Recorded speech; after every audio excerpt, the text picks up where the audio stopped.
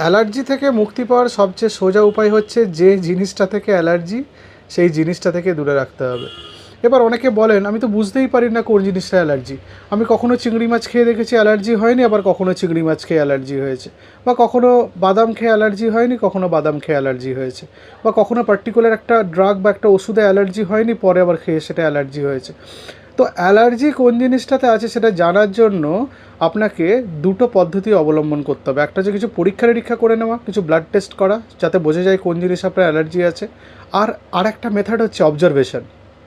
আপনি কোন দিন কী খাচ্ছেন সেটা একটা ডায়েরি মেনটেন করা এবং সেটা অবজার্ভ করা। মনে করুন আপনি একদিন বেগুন ভাজা, ডাল আর ভাত খেলেন, সেদিন অ্যালার্জি হলো না। আবার একদিন আপনি ডাল, ভাত আর ডিম ভাজা খেলেন, সেদিন অ্যালার্জি হলো। তার মানে ডিমে আপনার অ্যালার্জি থাকতে পারে, সেটা আপনার বুঝতে সুবিধা হলো। এরকম একটা এক্সাম্পল দিলাম। সুতরাং অ্যালার্জি থেকে যদি কমপ্লিটলি আপনাকে বাঁচতে হয়, তাহলে যে জিনিসটা থেকে আপনার অ্যালার্জি হচ্ছে সেটা থেকে নিজেকে আইসোলেট করা।